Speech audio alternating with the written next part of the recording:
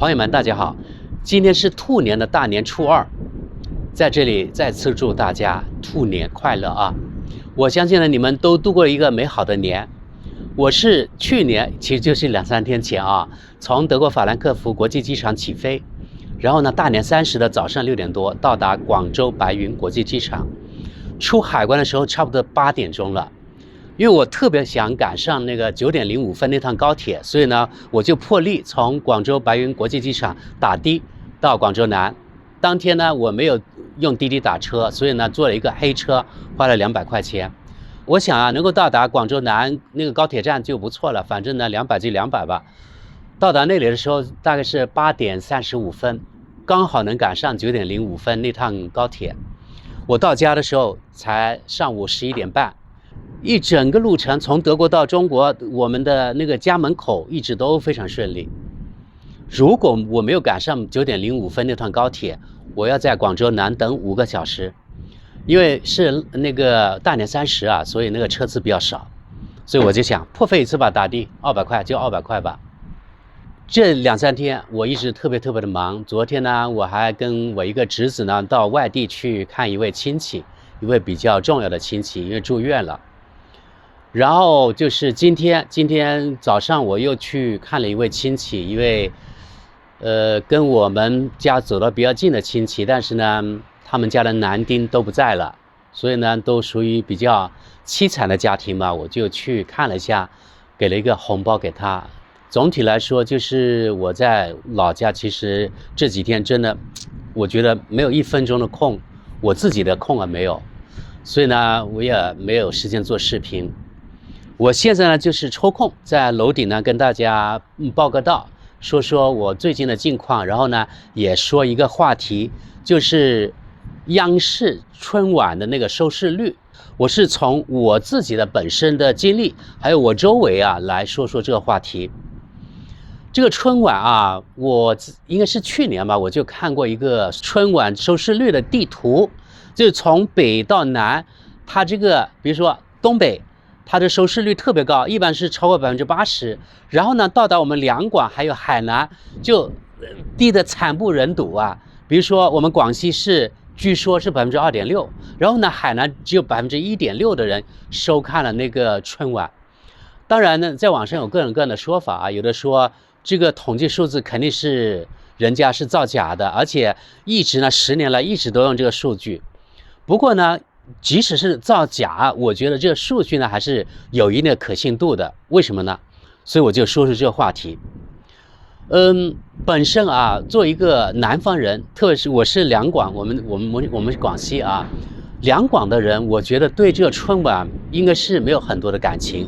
至少呢，在我自己的在中国20多年的那个经历当中，我记得我真正看春晚的那个经历应该是很少。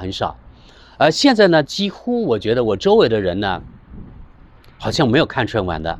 比如说我们家大年30肯定没有看春晚，可能连电视机那个春晚都没有打开，不知道啊。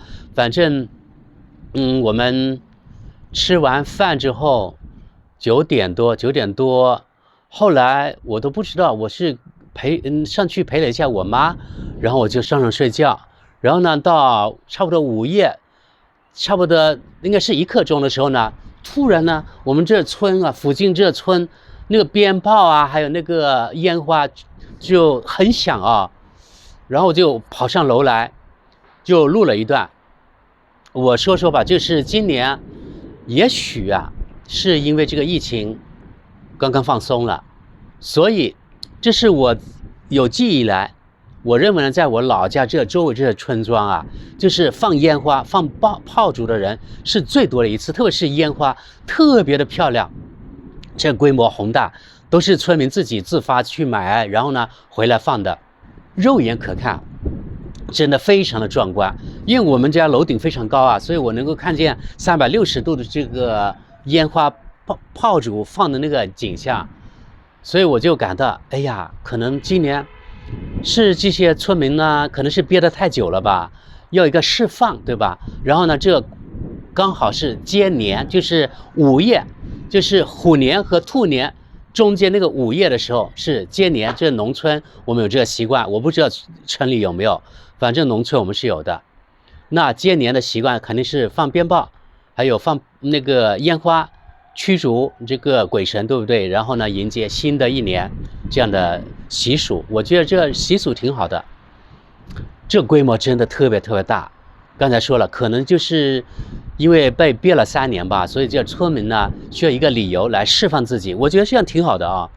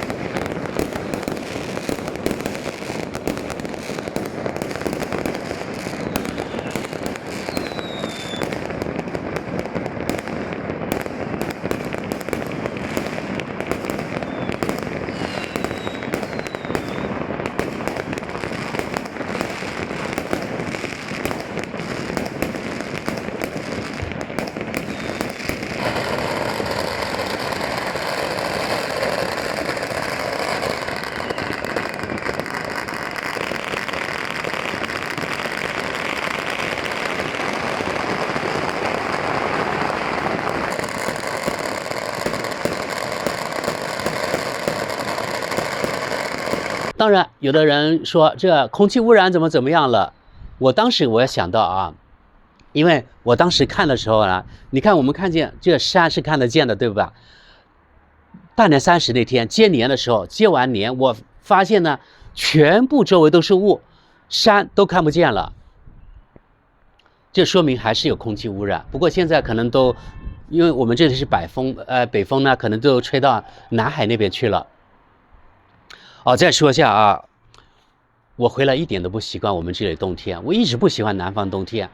自从我在北京念过书之后，我就觉得，哎呀，北方的冬天真是太舒服了。当然，就是如果待在室内啊，在外面特别冷。我们呢，南方，特别是我不知道其他的省份啊，我们广西这里很多村民啊有这样的习惯，就喜欢把门啊窗打开通风，本来就特别冷，然后呢还要门大开，也就是呢，室内和室外的温度是一样的。比如说今天吧，我们工程这里，我看一下温度最高是10度啊，只有10度。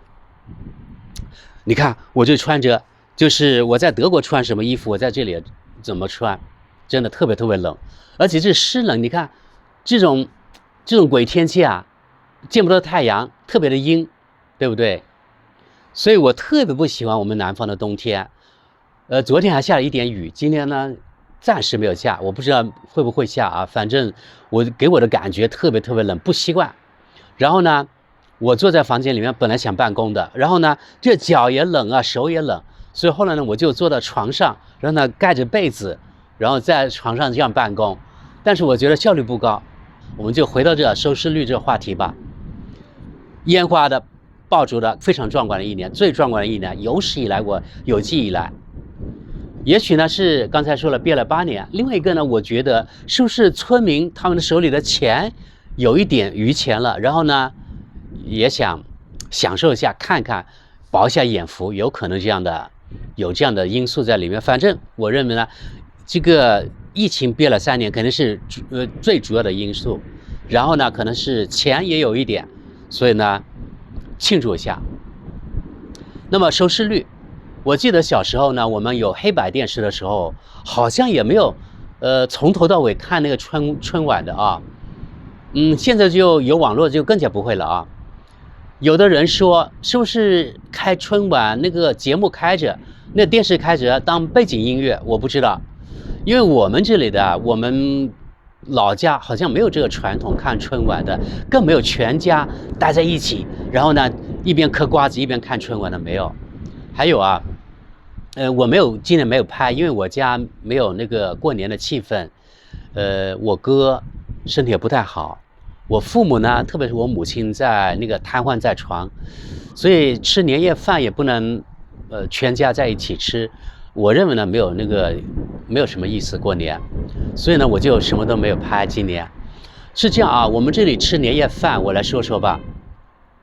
我真的不知道是谁说中国人吃那个过年吃饺子的。我从有记忆以来到现在，我们家从来没有在大年30包饺子的。我觉得我们的亲戚也没有，可能现在包饺子要比那个以前多了。因为现在年轻人他喜欢那个学新的东西，对不对？但是老一辈，比如说我父母那一辈的人，绝对我可以说100%，从来没有在过年的时候包饺子，吃饺子也没有这个习惯。但是我们南方或是我们老家，肯定过年一定要吃鱼，因为连年有余，这个鱼呢是非常重要的。另外呢，应该是要杀一只鸡来供奉我们的祖先，然后呢可能会吃呢百切鸡，或者是那个吃那个鸡汤的那种鸡，反正呢鸡和鱼可能是少不了的。然后呢还可能要吃那个红烧肉，还有吃香肠，然后呢一般是吃火锅了。我们这里我们南方也吃火锅的啊，好像就这样。然后呢吃完晚饭之后，按照我们这农村的习惯，大年30我们就给红包了。一般是这样啊，是给小孩还有给老人红包，也就是有工作的人或者是在农村的成年人，一般是说一家人有那位家长管家的人，然后呢去分发红包。我问了一下，我们这里的行情应该是这样吧，就是给自己的孩子或者是自己最亲的至亲的，比如说哥的那个姐的孩子啊，可能是100块钱左右。给老人就看你的经济状况怎么样了啊，可能一般给100的、200的、500的、1000的也有。比如说我就给我爸我妈1000块，每人1000块。但是一般来说，我觉得可能是给自己父母100-200的可能比较普遍。然后呢，给其他的亲戚，比如说堂弟、堂哥他们的孩子啊，他们如果还小还在念书的话，那么一般是给50。然后呢，不太亲的是给20、10的，一般是这样。我不知道你们那里怎么样啊？听说可能给红包给的最少的应该是广东那边吧，我们广西稍微给的多一点。然后呢，这个给红包好像在中国也有个地域的那个区别，比如说越往北红包就越大，到东北那边红包是最大的。我听说给500的、给1000的，甚至更多的都有。不是自己父母的，就是普通的那些堂弟堂妹啊，或是堂哥他们的孩子那种。还有我们这里给红包给老人也没有磕头的习惯，绝对没有，而且绝对不会出现老人呢给成年人红包的现象，没有。只有呢挣钱的人给不挣钱的人红包。比如说刚才说的，给老人呢就是成年人给老人给小孩红包。还有我们这里只要你还在念书，比如说大学生，大人也会给大学生红包，只要他还没有拿工资都会给。我不知道你们那边到底怎么样。好了，然后呢我们这里大年30放了鞭炮之后，大年初1是不准打扫的，炮竹啊那些纸啊，你那个放了鞭炮之后呢，一地的红纸。我们这里的禁忌就是大年初1不扫地，大年初2才扫，或是大年初1可能下午啊也有人扫，但是大年初1早上应该是没有。大年初1那天早上大概是5点钟的时候吧，我就听到周围的村庄突然呢鞭炮大作，听说是请什么财神爷还是那个灶神回来，不知道。我昨天问了我妈，我又忘记了，因为我已经几年没有在家过年，而且原来我没有特别关心这个习俗。但是呢，今年我特别的那个敏感，就是我本来在睡觉的时候，突然呢，哎呀，全部的鞭炮都响起来了，好像大家约定了一样放。到了6、7点钟的时候，达到了高潮。看来呀，这个农村过年的习惯应该是千年万年可能都不可能改变。这种习俗啊，应该是深深的烙印到我们的 DNA 里面了吧，估计是这样子。还有我们农村的话，每家都有一个堂屋，就是呢供奉祖先那个相当于一个香火，就是有祖先的，比如说有的那个画像啊、照片，就是已经逝去的长辈他们的画像还有照片挂在那里。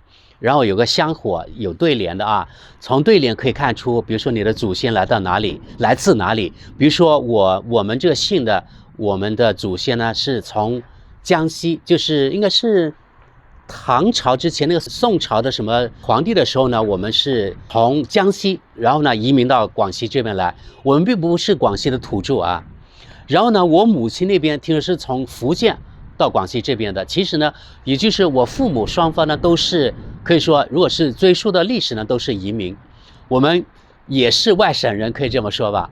然后我估计呢，我们江西的那些祖先最先是从那个中原到江西的，然后呢，因为战乱嘛，以前古代的时候，就是很多人跑到南方，然后呢又战乱，然后呢又跑到我们南蛮子这边，因为当时呢交通不方便，对吧？山高林密，所以呢他们能够躲那个兵荒马乱那些土匪啊，就跑到我们广西这边了，然后广西就变成我们的家乡了。当时我觉得我们这个地方的土著应该不多。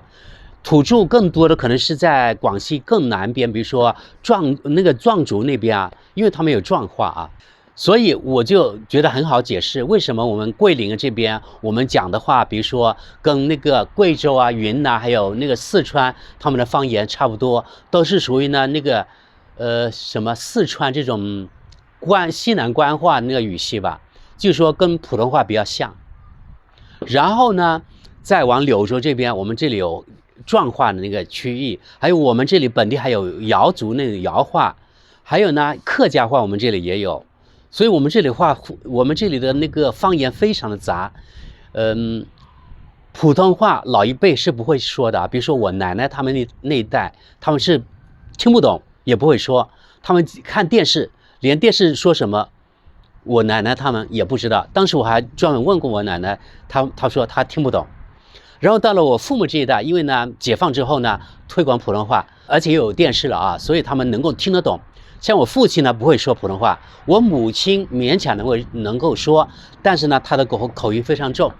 到了我们这一代，还是有非常那个重的那个广西口音的普通话，但是呢要比上一代要好得多了，而到我们下一代就更好了。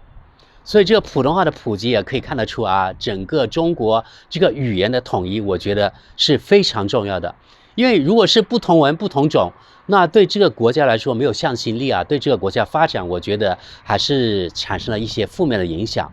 那如果统一了这个语言文字之后呢，我觉得对这个国家的治理可能会带来很高的效率吧。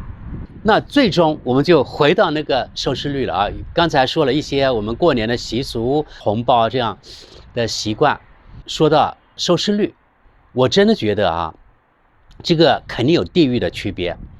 北方你看东北，一个是地域，另外一个我觉得跟这个那个气候有很大的关系。比如说北方的那个冬天是不是特别冷啊？特别是东北，对吧？还有内蒙的北边，零下20度、零下30度是正常的，对吧？不可能到户外进行什么长时间的活动，对不对？然后呢，就窝在家里面，加上呢有炕啊，还有那个暖气，所以非常的舒服。然后打开电视，就全家一边包饺子一边看电视过年了。我觉得这个习俗呢，肯定与气候有非常大的关系。后来呢，因为电视的普及，又加上那个央视为了喜庆嘛，所以呢播出了这个春晚，所以导致了我觉得北方人特别喜欢看春晚。到比如说北京啊、天津这一带，然后呢再到河北啊、河南这一带，收视率虽然是递减的，但是呢那个比例还是相当的高，可能超过一半，50%吧。然后我觉得长江流域啊是一个分界线，地理分界线，也是一个心理分界线。越往南，比如说安徽、上海、浙江，然后呢到江西、湖南，它也递减了。然后呢到广西、广东、海南，收视率就更低了。我觉得跟那个经济没有关系，跟你穷还有富没有关系。反正现在大家买台电视也没有什么经济压力，对不对？但是为什么不看呢？我觉得还是因为我们南方虽然还冷啊，真的现在特别冷，但是呢还是可以出去，你可以不戴那个手套，也可以坐电瓶车出去，虽然还是冷，但是你可以去逛街啊、逛商场啊，对不对？所以呢还是有一些活动，甚至有人去钓鱼的我也看见。另外一个呢，我觉得与这个语言文化有很大的关系。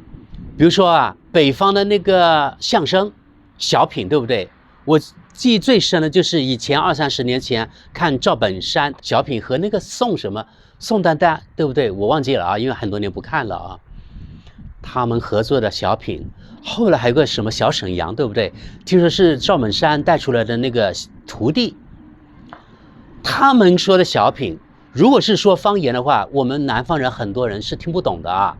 虽然对你们来说毫无压力，可是对我们南方人，特别是老一辈的人，比如说我父母他们那代人，可能很多小品，很多那个相声，他们连听都听不懂，还说理解那个笑点。所以一个是听不懂，另一个呢没有 get 到那个笑点啊，所以呢没有共鸣，那就没有兴趣去看了呗。看了一段时间之后，比如说10分钟、20分钟之后，觉得没有什么意思，然后就关掉电视，或者是留它在那里开着不管它了，然后就打牌了、嗑瓜子了。但是呢，应该是没有围在一起呢包饺子这种习惯，肯定没有。另外一个呢，我觉得就是北方的文化跟南方文化很不一样啊。比如说你们小品讲的东西，还有什么相声讲的东西，跟我们南方人、跟我们两广人这生活根本真的毫无关联，可以说根本没有一点吸引力。你叫我们南方人怎么去看，对不对？还有表演什么京剧的，我们也不懂啊。反正所有这些对我们来说，跟我们没有息息相关的话，引不起共鸣，那对我们南方人来说就没有吸引力了呗，就不看了呗。所以你看那个地图，真的我觉得非常有意思。虽然我不知道是不是谣言，是不是人家自己创造出了一个所谓的那个收视率的统计，而且这个统计也不知道是哪个单位去统计的，也没有一个出处，每人都去引用这个所谓的那个数据。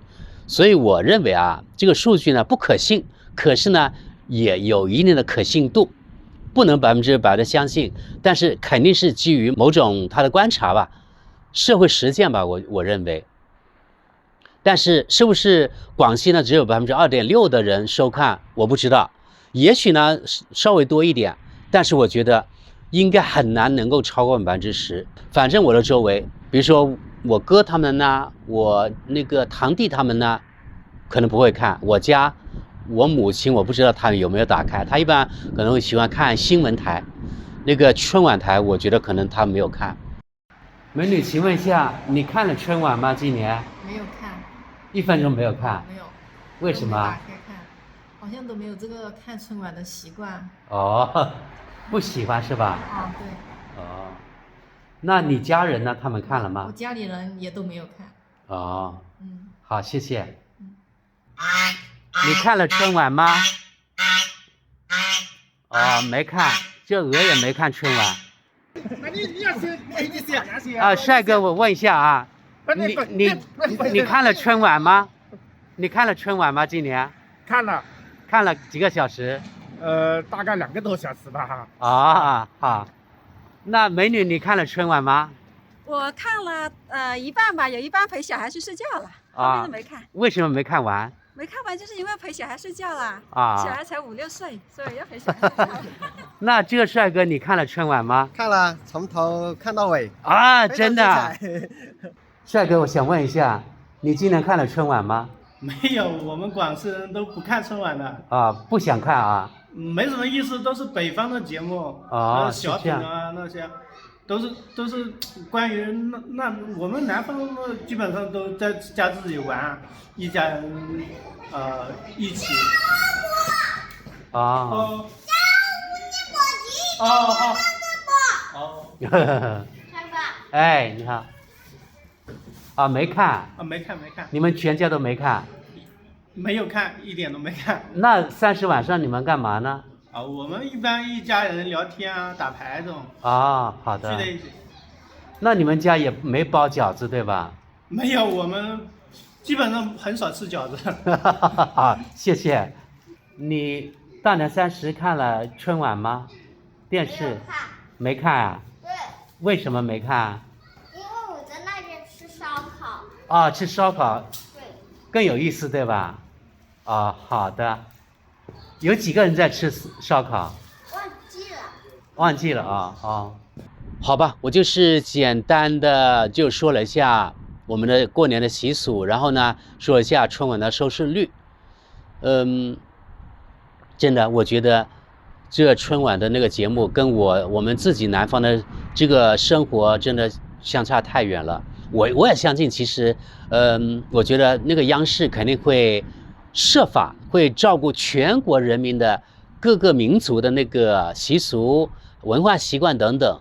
我觉得央视肯定是尽最大的努力，能够呈现呢有代表全国各族人民的一套那个春晚节目。可是呢，众口难调，对吧？加上呢，我们国家的那个官方的语言确实是普通话，所以呢，不可能每个节目都讲自己各个民族的方言，然后呢，其他那些人都听不懂，可能人家也会关掉电视，对不对？所以呢，最后呢，还是统一用普通话，那也情有可原。我们南方人也表示理解，至少呢，我能够理解，我看不看那是另外一回事了啊。好吧，那今天我们就讲到这里呢。今天真的特别冷，而且是吹着北风啊。哦，对啊，西伯利亚的北风也可以吹到我们这里啊，一直应该可以吹到南中国海。所以你看，冬天的时候，其实如果是有那个寒流下来，真的，即使是海南那个海口，可能也还会相当的冷。三亚，因为它的有那个五指山那个山脉可能能挡住一些寒流，所以那个三亚可以说是一年四季啊特别舒服。可是海口冬天还是比较冷的。那我们这里离这个海边还有500-600公里，那就更冷了。所以我真的特别不喜欢我们南方的冬天，太难受了。那好吧，那谢谢大家，也祝愿大家能够在家享受余下来的这几天假期。我们下期见，拜拜。